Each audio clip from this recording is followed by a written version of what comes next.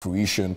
We're looking at issues pertaining to JSS teachers not necessarily being positioned where they want to. And now we have the university sector where the lecturers are going on strike, demanding an array of issues. Let me come back with you, Tom. Tom, you probably, not even probably, you're most definitely older than us, and you probably experienced the ages of boom, and we now came into help and all this support. Right now, we're seeing lecturers demand for what they're demanding for, and these strikes, it's not that it's something that began yesterday. All the way back in '94, we came to 206, we came to 209, 2014, 2017, and fast forward to 2024. Right now, lecturers are saying they want the 2021-2025 CBA implemented, a 7 to 10% salary increment plus a 4% annual increase. When you're looking at these return to work formulas and the CBAs, is the phased implementation the problem in actualizing these things, or we're looking at a situation where lecturers and civil servants demand things that are not realistic per se? Thank you very much. First, let me declare that I'm a trade unionist in this country. Yeah. I've represented civil servants in all their negotiations for the last 16 years. Yeah. And I understand public service very well. Yeah. And now, if we zero in on the university, I want to tell the public here today that if the government cannot step in and support the universities and fix the university funding, the problem of striking the university will never come to an end. Our universities' fee and everything is highly subsidized. Yeah. So the government must come in to support the universities by allocating them enough funds. Okay. And if possible, if you ask me, from the level we are operating at the parliamentary level, the government can afford to pay 100% university fee. All right. It's only that they have never prioritized how they can cater for the tertiary and the university education. We need to start a conversation on how do we make our universities and colleges affordable and manageable. Because what we are doing currently, the government is spending a lot of money in TVETs, universities, but they have never zeroed in to see how do we make the university funding enough and affordable. Because we are having a lot of money. Like now, if you go down there and you get how they have broken down the funding. The funding, yeah. You'll find even there is some money, they even support the survival of some students. Okay. So it's done so haphazardly, whereby you will find even a student who is able, being supported. Some fee is also given here. And for them to follow how these monies are used, now they end up with the embarrassing situation like that one of Moi University. Yeah. Yeah. So we need to tighten and plan for the universities very well. Because what is happening today, like you go to Tuk University here. Yes. You find a university lecturer who has not been paid for 8 months. Then when you threaten to go on strike, you're given 50% of your salary. Nobody has paid you. And this is our old professor. Going to the university, you give them 50%. The government should come out and say, now, if you have employed people in the universities, how do we run their payroll? If we have such a number of students, how do we portion this money? And after portion the money, you must follow the money, what the money is doing. You must follow and audit this money, how this money is being used. Yeah, but allocating money and sending it to the university, then you don't follow what it's doing. You wait for a corruption case to come out, then you start making noise. It cannot work. And we cannot have universities where lecturers are not paid. Then you expect those universities to run. So this money is not followed up. What you're trying to say is that's what I'm saying. The Ministry of Education doesn't follow up. They don't. They don't have a clear channel of how they can get accountability for the money allocated to the universities. Yeah. It's very clear, demonstrated at the Moi University. You could see very clearly. These people are given freedom to allocate money where they want. And when you allocate money where you can also go and get that money from and eat it, what will happen to the university? The university will never move. Okay. All right, Kimani, you're looking at a situation in Moi University. Just yesterday, Constantine Wasonga, who's the WASU SG, talked very passionately about something that is very dear to those lecturers. He said for 7 years at the Moi University, they've been deducted their money, but that money hasn't been remitted. Kimani, I need you to underline that 7 years your money has been deducted, it's not been remitted. Would you say this strike is really not justified?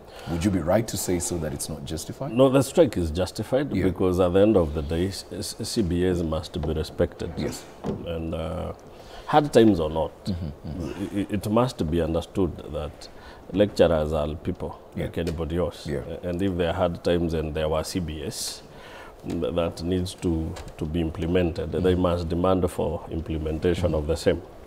You know, there was a topic, a headline in the news the other day that all universities, public, put together, there is wastage of 14 billion. And that is where the rain started beating us. Now, if we have scandal of 14 billion shillings, I want you to imagine what that money could have done if it was well used. And as the Honorable here is telling us, the biggest problem we have in this nation is lack of follow-up and corruption vis-a-vis wastage of public funds. It is so serious that a university like Moi, if I'm not mistaken, they used 50 million to plant, was it apples? And then they said that they harvested, the profit they got was 300,000. Now, who allows such projects to be implemented in a university? There are serious questions about how universities spend their money that really ought to be brought to the fore. We need to ask hard questions, right? Yes. That when monies are sent to universities, what happens? Because universities cannot be channels of corruption, that because this is a regional university, so the leaders who come from that region have a leeway to influence who is appointed as the manager or the vice chancellor of the university. And then they have a leeway on how to access the funds that are sent to that university, as if it is an institution to siphon money for themselves. Because if you listen to the walls of Moi University, there is a lot in correlation to what the leaders of the region has done to that university. So, you remember? So how then do you balance in between? Yes, Mheshimiwa has also talked about the issue of the lack of the channels for accountability for those funds. But then again, how do you balance in between ensuring that, yes, you are monitoring whatever is happening with the money, but then again, you give these institutions the leeway and the right to do what they believe is in the best interest of the institution?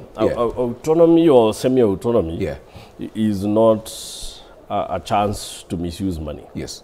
It is chance to run a bureaucratic system that allows those in management to do what is right for the institution, not what is wrong. Right? So freedom to run the institutions is not freedom to bring them to halt through mismanagement of funds.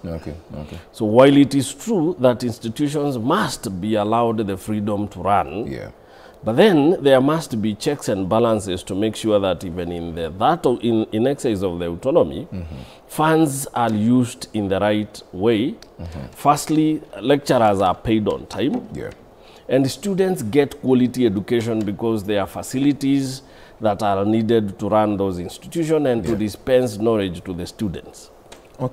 What needs to be done firstly, the university funding model, in my opinion, was an ingenious creation by the government. If they could have implemented it in a way that eliminated the hitches, it was a brilliant way of running the institution in mind. Think about it this way. So you allow the university to set the school fees, you harmonize it. When we were in university, I did become, and we used to pay, my first degree, we used to pay 32,000 a year. That was too low. But how universities compensated for this, they had a Model 2 students, those who paid school fees for themselves. When I remember very well, when we went to KU in 06, BCom JAB then, Joint Admission Board, had called us around 250 of us. But we graduated around 1,800. meaning there was like 1,500 students who paid for themselves, and thus gave the university money to run. Okay. Now, with universities increasing in numbers, and the numbers of C+, all of them being taken through what JAB used to be now, denying the universities chance to get Model 2 students, this funding model came in to compensate for that, because it allowed universities to set school fees the way it used to do with Model 2 students. But then the government comes in to fund what the students can raise depending on the need. Okay. If only they made sure that this need was established correctly, so that we don't have a student who comes from a single family and from abject poverty being told that they should belong to band 5, that ostensibly is a band for those who can comfortably fund their education. If these hitches were eliminated, it was a very good way of funding the institutions. What should follow the funding is insurance that the money is used correctly. Like the way counties can't just use their money, the Office of Controller of Budget has to make sure compliance. There has to be the something same similar. ought to be in public institutions. Okay, all right. That once money has been allocated to that university, there has to be, the universities must do their budgets. Part of it is that charge one items should be that this is the salaries we have to pay to lecturers in this period. So that the money, if released, goes to an account where it can't be withdrawn for any other purpose other than to pay the lecturers. Or else, be an arrangement that firstly ensures payment of service providers in the institutions, not to make sure that there is smooth running of institutions, so that that is protected. Okay, all right. Because what is happening is, why should a university make those mandatory deductions from my salary for 7 years and never remit them? What it means is that you don't have an insurance cover. You are not secure when you retire because your money is not being remitted to the pension fund. And even you have issues with KRA because your pay is not paid. You know, what Kimani is talking about is being said by a lot of people. And Tom, when you're looking at this issue of this university funding model, there's one underlying question. People are asking, what was wrong with HELP? It seems like there's this sort of infatuation with this government to fix things that aren't broken. And that's the general feeling, because even when you look at the statement that was released previously by the clergy and the men of cloth, was that they asked that specific question because they were like, what was wrong with HELP? It was working. If in any case there was any issue, there should have been more concentration in fixing that vis-a-vis introducing this new model that has brought chaos. What do you think about that? There, I won't agree with you fully. Even if you look at NHIF, the sudden shift between NHIF to SHA was a mistake. This one also, when we come with the new university funding from HELP, was also a mistake. If you have a system and there are weaknesses in the system, fix the weaknesses, don't overhaul. So that overhaul will take us another 5 years to get our level ground. And those 5 years, we have wasted a number of students here. Like my situation in the constituency there, you find a very poor student in band 5, the way my brother has put it. A student with no parent at all. A student whose father is employed, you find in band 2. So you look at which data these people are using. It's chaotic. Like now, I have a number of students who are now reaching on me because now they're approaching exam. They cannot do exam because they have not paid fee. Because the bonds which were given to them, they cannot afford. I can tell you their families, even today, if you give them a fee of 5,000, they cannot afford. There are families, there are students from families where they cannot afford a meal. They have to survive on neighbors. And you put them in band 5. What do you expect? So this thing of banding, if you ask me, it was not necessary.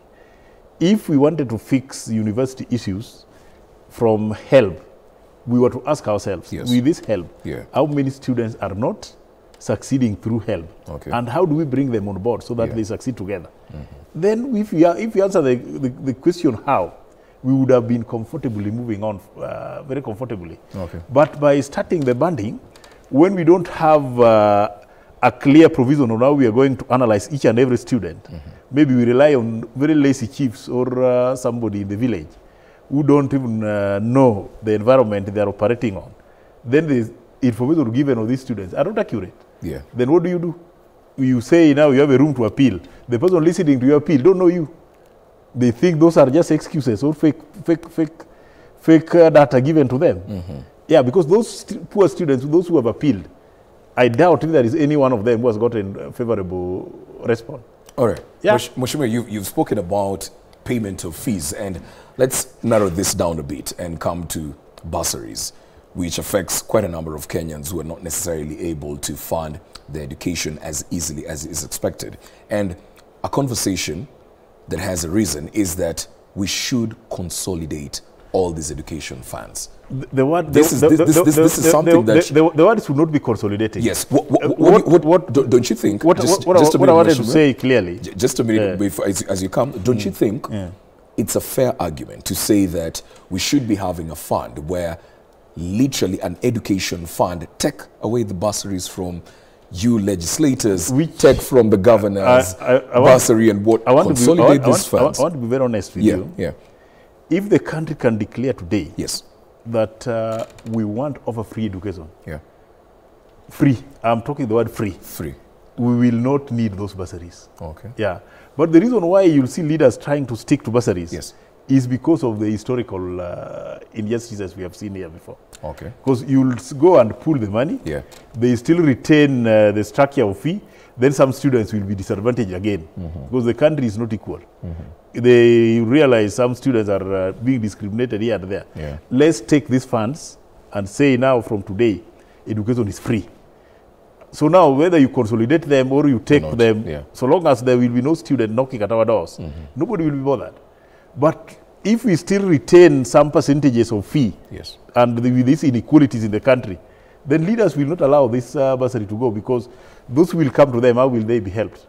But if we declare education free and they take all these funds towards education and now we channel it there and nobody will be disadvantaged, no normal Kenyan will So the worry is that possibility of mistreatment. So that one, judging from our history, that's where we are. Okay, okay. All right. Let me come to you, Kimani. When he started by saying the shift was a mistake, the rollout of this new university funding model was a mistake. And when we see the president every other day take different podiums, he keeps reassuring Kenyans that this is right.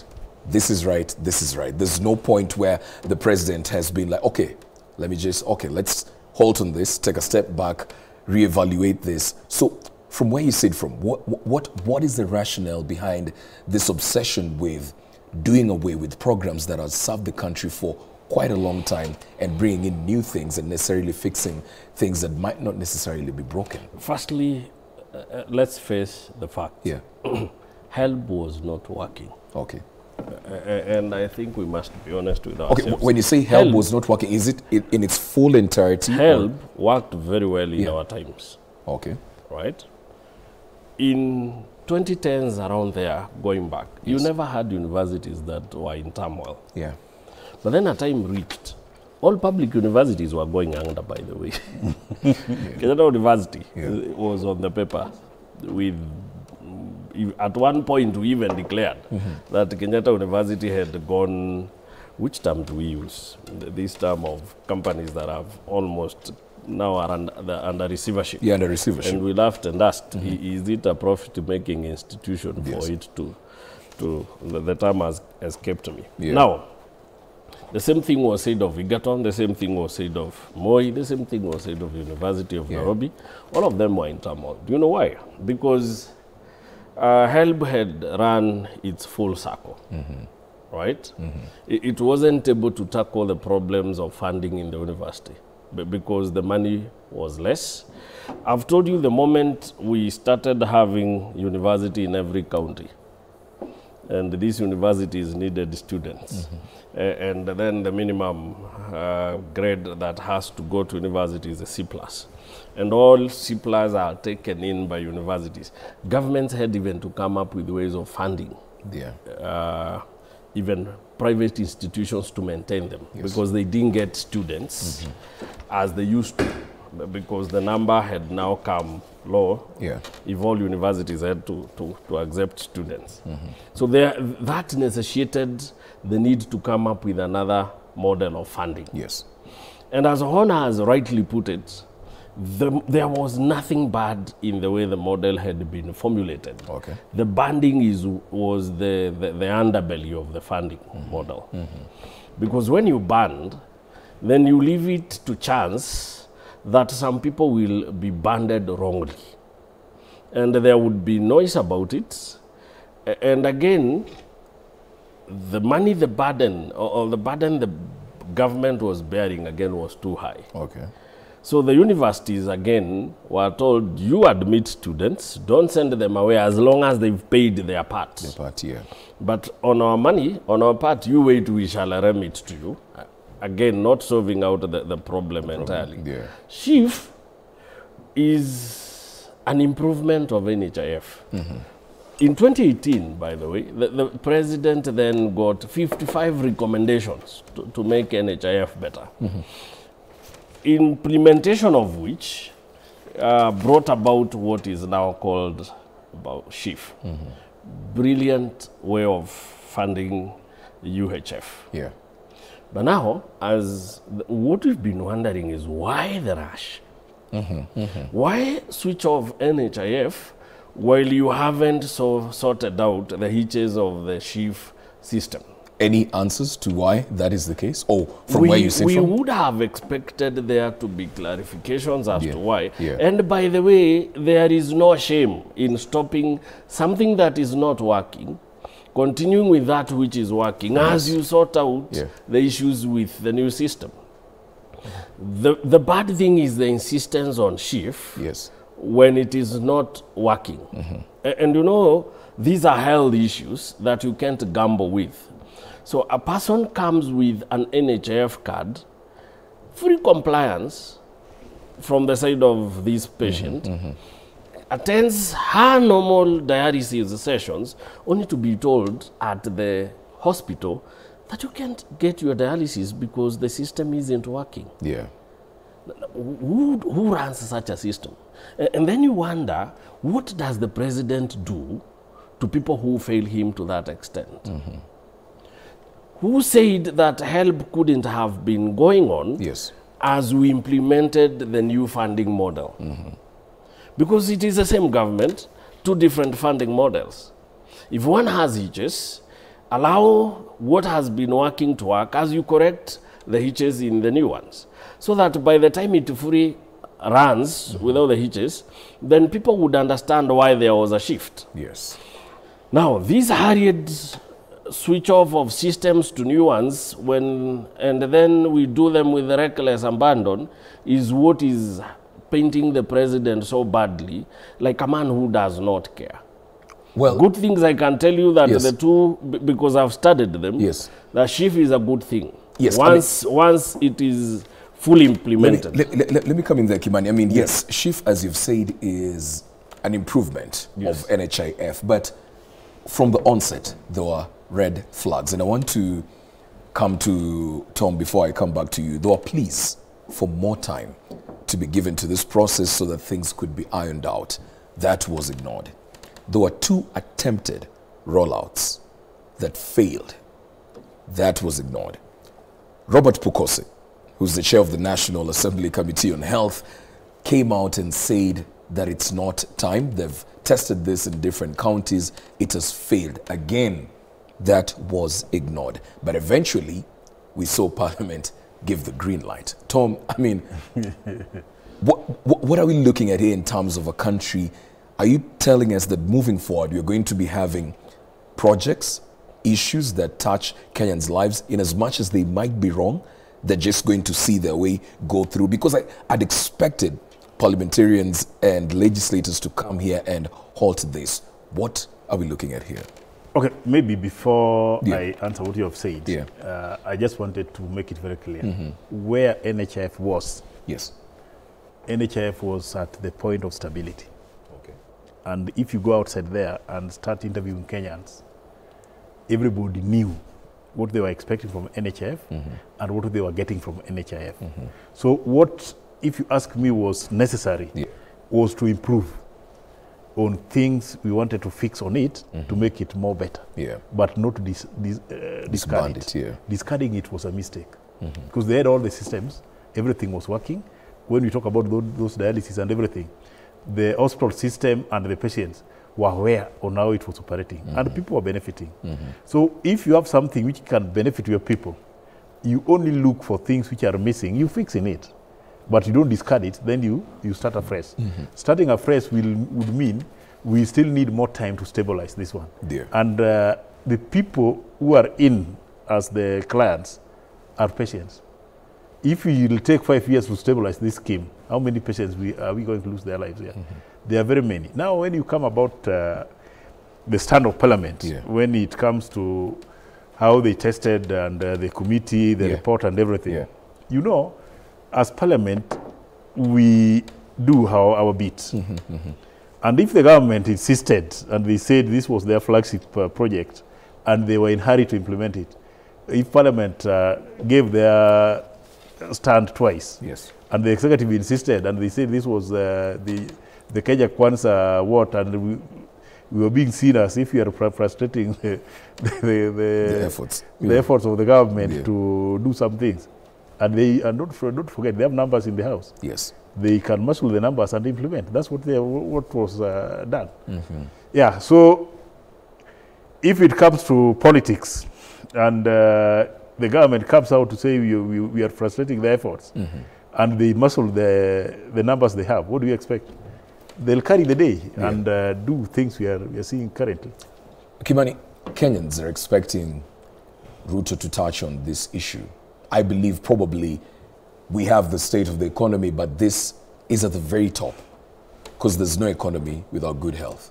This is at the very, very top of that list, and I know Kenyans are waiting to hear what the president is going to say. Most definitely, he's going to stand in parliament and reassure Kenyans that this will work. As he's alluded to in the past, they say it's about 85% complete. And I don't know if that's the case, but they say this is where they're standing and looking at. The question right here is, with the president expected to give a State of the Nation address and looking at all these projects that they've initiated at a go, what is the goal here? Are we looking at a president that is in a catch-22 situation?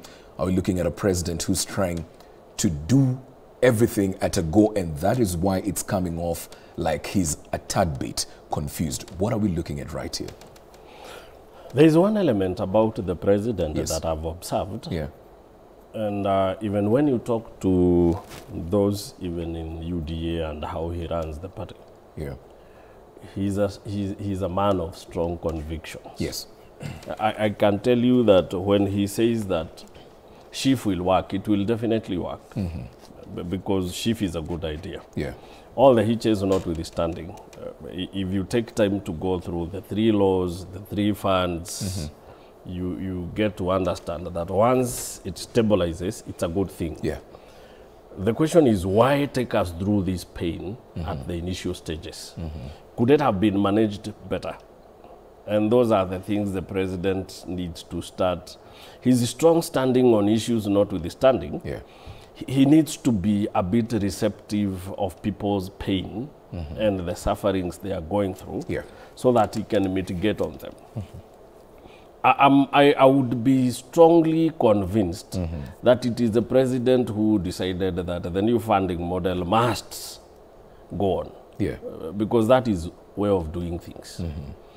He has a way of not listening to those who tell him it is not working and insisting it must work. Because that's how he runs his party. Those who know can tell you that you're not going to tell him you're not going to conduct nominations because we must do them. All right? Find a way we must. That's the way he does his things. So the danger with that is that it is taking people through very unnecessary pains that could have been mitigated if this process was made a little bit participatory and consultative. That, hey, it's a good thing, but let's slow down on it. It will definitely work, but we need not to take patients through this pain. We need not to take students through this pain for this new model to kick off. So what we are lacking, in my opinion, is that consultative process of initiating his new projects. He needs to step back and ask, for whose good are these projects being implemented? Because a democracy means that it is a government of the people, for the people and by the people, that anything done must be done, not for self-aggrandizement of the initiator, but for the benefit of the people. So that which takes people through a process of pain must be withdrawn because it doesn't help the people. In as much as it will help them in the long run, the short run also matters a lot. So it's a matter of the president ensuring that there is smooth transition between what you want to do and what has been working. If he ensured that, then I can tell you there is nothing bad with the chief. There is nothing bad with the funding model. They are well thought out ideas with a very bad way of being rolled out. All right. I know as we wait for this State of the Nation address, the state of the economy has to come inside there. Tax, a very important aspect. And as we just discussed in this, Mbadi, of course, at the 41st annual seminar of ISPAC, made some very interesting remarks, and I just want to begin by having a look at that. He said, and I quote, "Going forward, we must reduce taxes. We may leave the housing levy, but we can reduce pay as you earn. That is something that we must talk about, and as a CS for Finance, we must talk about it." I'm trying to look at him reducing this pay as you earn and Treasury and Carrier by extension hitting their targets, because this coming year, if you look at the figures, Treasury is looking to seek an additional 343 billion in tax revenue. And right here you have a CS talking about, in the long run, probably in a year or two, reducing pay as you earn. Where are we getting the money from, Tom? I mean, I'm trying to see how this Treasury is working. No, I want to agree with the CS. 100%. Because there is no way you'll collect the revenue if money is not in circulation. You can only circulate money if workers are able to spend. Because if workers are in a position they cannot spend, you will not collect the revenue. Even if you tax workers 100% of their salary, and they go home and spend nothing, you will not improve tax anywhere. But if you allow workers to have money and they spend, then you will still get the VAT outside there. Because these people will go and spend. And when they spend, you get revenue from wherever they're buying. And it will improve the revenue. But if you siphon money from, you make sure the workers are dry. Number one, there will be no money circulation in the country. Number two, the revenue you are targeting will not come because people are not spending. So by releasing money to workers or by releasing money to people, in long run, at the end of the day, you will get more revenue because people are spending. But if people are not spending, you will not get that revenue. Even if you take 100% from the workers there, you will only go with that 100%, and outside there, the revenue you are expecting from that, zero. But Tom, don't you think it's a tricky sort of dice? Because when you're looking at this, the main idea and the question right here should be that the government is more focused on its revenue collection and rethinking its expenditure. Don't you think like efforts should be in basically tightening our belts in terms of that revenue collection? Don't you think on employees only? Generally, on the general public. If you talk about the general public, the general public revenue you'll collect from expenditure. And if people are supposed to spend don't have money, where will you get this revenue? Where? Yeah. Because money will not be there in the circulation. Okay. People will not be buying anything from the shops. Yes. People will not be driving their cars and fuel their cars. People will not be paying anything outside there. Where will you get that revenue? You will only remain with only one source of revenue. Yeah. Where? Because you can go to worker's salary and take the pay. Yeah. And that pay will not be enough for you. But if you generate expenditure, where the businessmen can also thrive, then you'll get more revenue as opposed to targeting only the employees. So that's why the CS is talking about allow workers to spend. Yes. Then we target their revenue where they are incurring expenditure. Okay. They'll get more money. Okay. As opposed to what's happening today. Yeah. You milk the cow dry, then you expect that cow to produce more milk. If you don't feed it, it will not.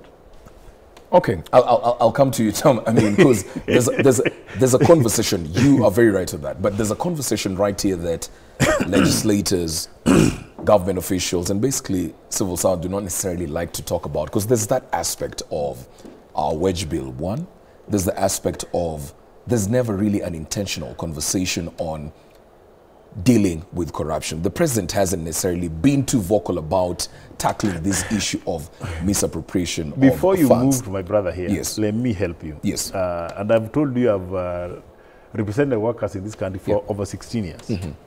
And I've been negotiating for their salaries all along. Yeah. And I can tell you, this thing of wage bill, it will be sung and it will never come down. This thing of corruption, you'll only, like now, let's go outside there and tell you you employ a subordinate staff in the government, a police officer as a constable. Then you pay this police officer 30,000. After paying him 30, you go again on his salary and take 30% from that salary as pay as you earn. You allow this guy, after all the deductions, share everything, to go home with less than 20,000. He goes to the bank and take another loan. This guy will go home with less than 10,000 per month. And you expect this guy to carry a gun every day to go to work without looking for food for his children. Because that less than 10,000 cannot take him throughout the month. So long as we have not calculated what can sustain an officer for a month, corruption will never end in the government. Because you know very well these people cannot support their families. And they are in employment, you know, you are not even assuming, you know. Because these people review the slips of employees every day. You see 80% of our employees are taking home less than a third of their income. Yes. And you expect these people to come to work every day. Like now, you go outside there in Nairobi, you ask yourself, the government is paying workers commute allowance. You pay a subordinate staff 2,000 to commute for a whole month. And because of the expensive rent, all these people are staying in Kayole. Kayole to Nairobi now, at rush hours, you need between 150 and 200 to reach town. And you're paid 2,000 in a month. These people are literally walking to work. And when they walk to work, you walk from Kayole, you have to wake up at 5. You walk from Kayole to community. It requires more than 2 hours walk. You reach community, you're tired, you cannot deliver. You don't have any money to go and get breakfast. What do? You go to the sink and drink water. After drinking water, what else? You need a nap because you're tired. So you employ people, you think they're working, they're not working. All right, Kimani, let's look at these figures, because the government, of course, is in a very precarious situation considering the fall of the Finance Bill 2024. We are just on the onset of drafting another finance bill, and Kenyans are on the wait, basically on the lookout. Now, if you're looking at these projected figures of seeking an additional 343 billion in tax revenue in the coming year, and just backdating it to the previous years of 2022, where the revenue fell short by 124 billion and in 2023 by 205 B. Should we stay or rest assured that come next year we're looking at yet another finance bill that could be very controversial, and the government could very well find themselves in the same position? Because I'm trying to put the numbers together and see where this 343 billion extra in revenue is coming from. You know, it's very simple on this taxation and Kenya. And the answer is in one. Let me put it this way. The solution to lowering taxes on Kenya is very simple. Yeah. One, the minister told us that we are losing 2 billion shillings daily on corruption. That is an equivalent of 730 billion yearly. What we are seeking to raise through the finance bill is about 390 billion. So then we don't even need the finance bill to raise money when double that amount is being wasted on corruption. What we need and what we should be talking about is not how we shall be raising taxes, is how we shall be fighting corruption to reduce these wastage to around 75% reduction, and then we would have saved about 500 billion. Then we don't need to even come to a finance bill yearly. That's number one. So if we are really serious on fighting or on saving Kenyans from these heavy burdens of taxation, we really need to discuss corruption as a national disaster and figure out how we shall save Kenyans from these wastage. If we do so, then we are able to do what the minister is saying. We can reduce taxations, not only on the pay-as-you-earn, but even on these levies we are putting on Kenyans unnecessarily. Number two, 83.5% of employment of the nation is in the informal sector. KRA must be creative enough to reach out to these 83.5%. It can't be going for the 16.5% that are formally employed all the time. It can't keep raiding on the pockets of the minority just because they are in the open, whereas the majority are in the dark. The argument is given that they still pay taxes. We need to formalize. I agree. We need consistent ways of formalization of the informal sector. Because what is this thing we keep calling informal sector, by the way? Where everybody has a bank account or an M-Pesa. Nobody handles cash all through. Kimani, what do you think? In other words, KRA knows this. Why do you think it's been such a hurdle? I'm telling you, the biggest problems we have in this nation is very simple. We have people who do not want to do the hard things. They want to go for the low-hanging fruits. They don't care how much painful that is to those who are being raided. As long as there is a way we keep meeting the targets that have been imposed on us, we don't care how painful it is to the people we are targeting.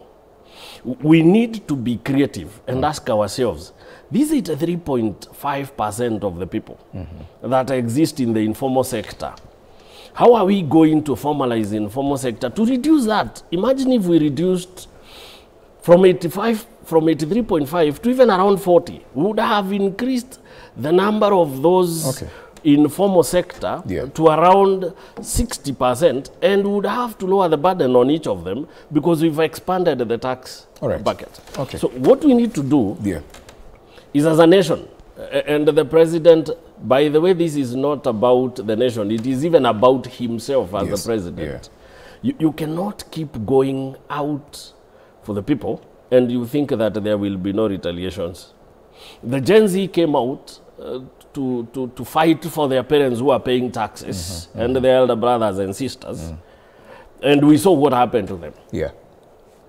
This war is not done because the second phase of this war is that the taxpayers themselves will reach a point where they can't hold it any longer, and now they'll tell you, we are also joining them and we are coming for you. And if it doesn't happen now, trust me that it will happen in 2027. So even in self-preservation, the president must initiate dialogue and actions onto how to fight corruption.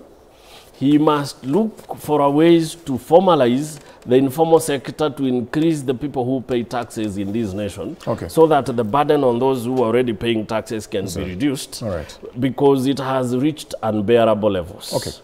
Let's take an update right here on the Adani Group. Indian billionaire Gautam Adani has been charged with fraud in the U.S., which has accused him of orchestrating a $250 million bribery scheme and concealing it to raise money in the U.S. The criminal charges filed on Wednesday in New York are the latest blow to 60-year-old Adani, one of India's richest men whose business empire extends from ports and airports to renewable energy. Reports of this bribery probe have been circling for months. Prosecutors say the U.S. started investigating the company in 2022 and found the inquiry obstructed. This comes barely a month after the High Court halted the government's plans to award a major electricity transmission contract to Adani Energy Solutions Limited following concerns over the procurement process. The deal, which the Law Society of Kenya sought to stop, was reportedly worth 95.68 billion Kenyan shillings. Adani has also been linked with a possible proposed leasing of Nairobi's International Airport, JKIA. Tom, the president, again, is going to stand before Kenyans today in the afternoon, speak on an array of issues, and this forms part of trying to basically see how he can deliver on his mandate and how Kenya has been able to bolster the relationship with international partners. He's insisted that Adani is the right group for this job. People have questioned Adani. Now we're seeing a developing story right there moving forward. I mean, do you still have faith in Adani? Did you even have faith in Adani taking over these operations as he had alluded to in the past?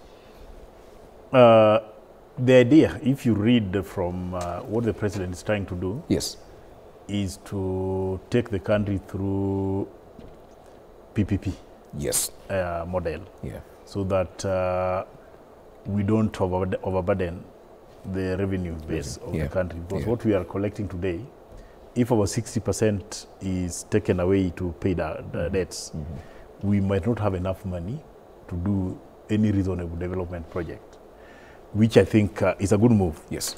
Why Adani is what I'm not very clear about, because I think we have a number of those multinationals, those who can come under PPP, yes, and we cannot zero in on only an individual. It's like it's only Adani which is available. No, we need to open up and have so many options and end up with the best. Yeah, so that we don't just be seen as if we are only zeroing in to work with only one multinational.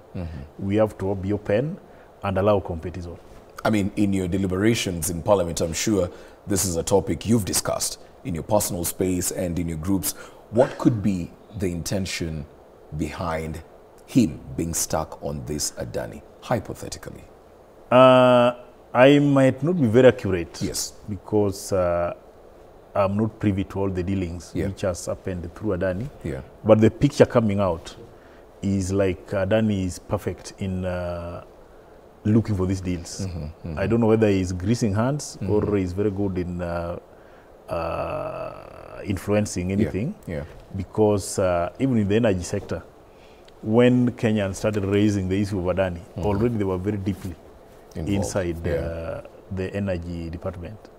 So even this one of the airports, I think it can only be slowed by the noise, but I think whatever he has done about it, he was going away with it. Yeah. So the magic they have, or now they are influencing these PPPs, might raise the concern. But the idea of the PS, of the president on PPP, yes, I think it's not bad. All right. But let it be done above board. Yeah. So that we don't end up with a lot of queries on why Adani, why ABCD. Let them be done on board publicly, so that people will know this one is the best to go. Okay. But not like the one now being politicized, like this one of Adani. All right. Because it's seriously crowded. Yeah. Like now you look at what has happened in America. Yeah. People will pick it from Indonesia, like that. Then now you find we are dealing with a company which is already a suspect. But if we can make this thing public and those interested companies can compete, I think Kenyans will be comfortable, because nobody will query, because all the information will be on the table and everybody can see for themselves. Okay. I mean, Kimani, yes, nobody is refuting that the PPP route is probably the best option for Kenya, as Mheshimiwa has alluded to, that we do not necessarily want to exhaust our revenue base in terms of development projects because we don't necessarily have enough. But looking at this developing story right here, it puts question into what sort of conglomerate this Adani is. People have in the past alluded to the fact that this is not a straightforward company. They've had scandals in quite a number of jurisdictions. In as much as they've had success in other projects, people were saying Adani is not good for the country. And the president has insisted and said Adani are the people to do this job. You want to tell me there's no other company or conglomerate that is willing to get into this PPP ventures? Why Adani? Firstly, it's good to note that Public Procurement and Asset Disposal Act allows for single sourcing on PPP projects. It allows for that. Yes. And that what happened with Adani was not illegal. It is something allowed by law that the government can single source on those very important projects where maybe the investment is too much or there is urgency on implementation of the same.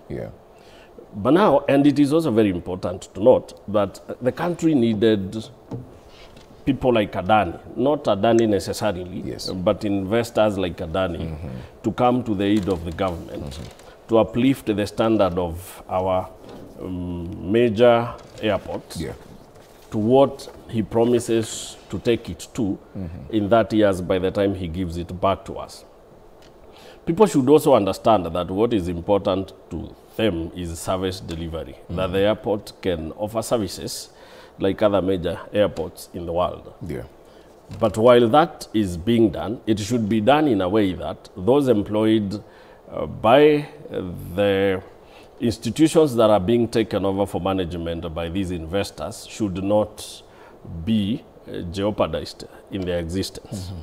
And the country should not also receive a raw deal in their arrangement. If done overboard, it's a very good thing. It would pump in money into the economy that the government does not have, and it would allow services to continue being offered in a better way. But was this done properly? But then, the law is very clear in Article 10 that participation of the people is a constitutional principle that must exist in all undertakings of the government. Meaning that while the government was at liberty to single source for Adani, it was also had a constitutional duty to let in the people into these dealings. Explain to us why Adani, why he is the best, or was there no better investor who had offered to do this, and how is these things being done? Right? Now, business people will always have scandals, by the way. It is not a new thing. Because in their dealings, there will be counter accusations. But then, the full process of law is what determines whether what was subject of legal litigation, whether it was a crime or a suspected crime. Because Adani is the richest man in India. There are so many projects he's even done on behalf of the US government. So this one is a very serious conglomerate, and which does serious business with India as a nation and other countries in this world. It has done, I think, with Singapore, US, quite a number of serious deals with economies that can be trusted when handling such investors. And it is not a bad thing to do it in Kenya. What we are questioning in Kenya is the mystery surrounding the implementation of these projects with Adani. The opaqueness with which they are being undertaken. When we hear of arrangements that are detrimental to the nation, when we hear that Adani want to manage JKIA, but disallowing development of another airport for 30 years, then that's serious. Because JKIA is not the only international airport we have in Kenya. We have another one in Mombasa. And we were putting another one in Nakuru. Now telling us that for 30 years we cannot have a competitor to Adani running JKIA, that is very serious. Because 30 years, since I became cognizant of my environment, I'm not that years. now telling me that for 30 years we shall not grow other airports. That's serious. Okay. Now, when we hand him the dues in the energy sector, we need to know, good as it may be, yes, under what conditions is he handling these dues for the nation? Okay. So the biggest thing that is working against the president, and this one he must correct, it's the way he does his things. Yeah. Not whether they are good or bad, by the way. It's the way he does them. So why the secrecy?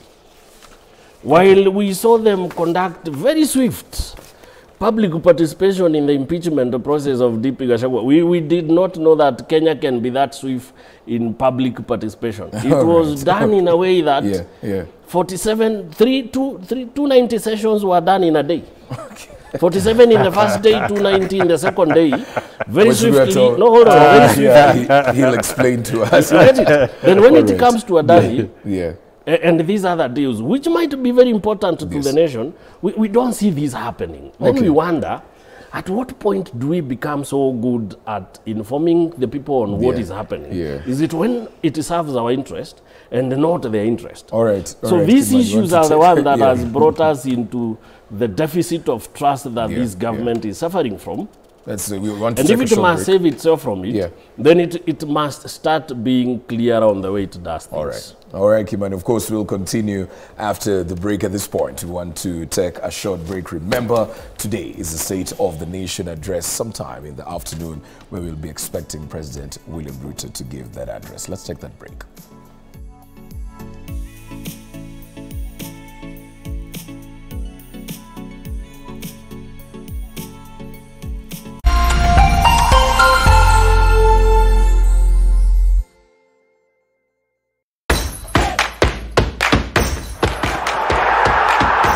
Follow the champions on the home of football. Watch the latest Man City content exclusively. Full match replays, extended highlights, coaches' interviews. The target is not to